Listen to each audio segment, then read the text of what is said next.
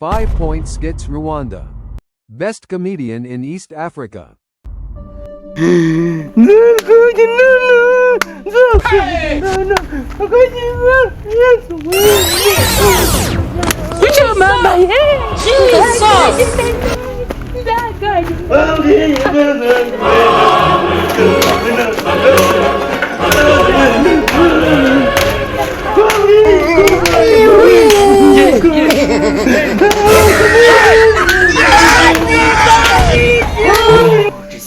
Nzagusaba amafaranga.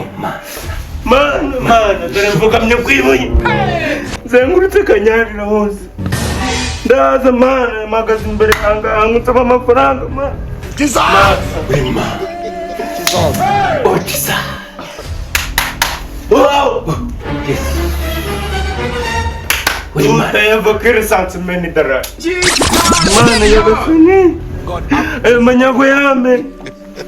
Mafaranga man. Ako kandi. Man. Ako kandi. Yes. Undima. Yes. Yes. Yes. Yes. Mafaranga. Man. Oh, dada. Man. Oh, yes.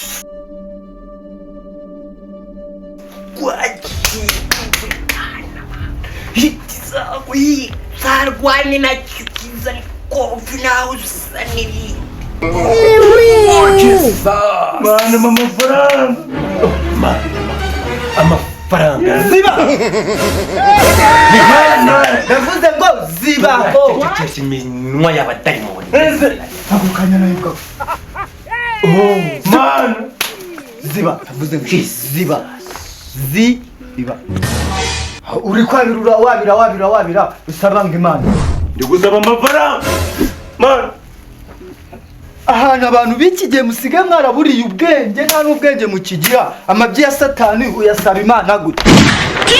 Amafaranga muvuga ngo ni amabyi ya Satani. Ninde wabikubwiye? Murabisaba Imana kugira ngo bari rimwe mwagiye. Cyadaimoni. Navuze ngo muve hano mugende. Tuje gusenyera amafaranga. Man, n'umudayimoni. N'umudayimoni musare. Ndi kukubaza. Musare. Navuze ngo Mana. Mugende.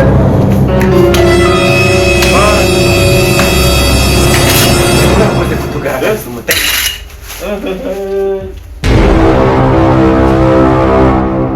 Umuntu. Uno mudayimoni. Ziba. Kaenda. Amabyi ya Satani ntabwo bayasaba Imana. Wacha. Ariko uzi n'ikindi? Naje gusenga wanzanye.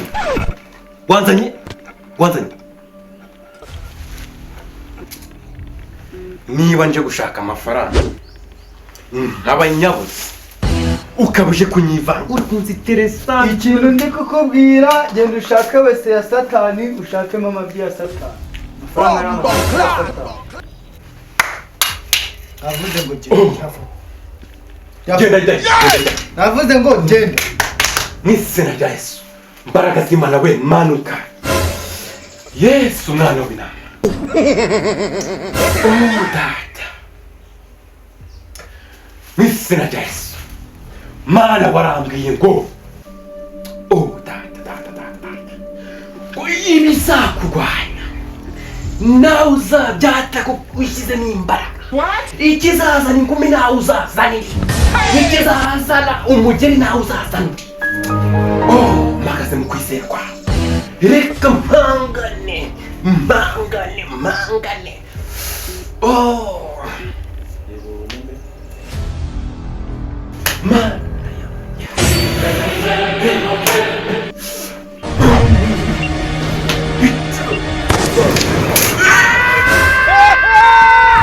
Emotional damage.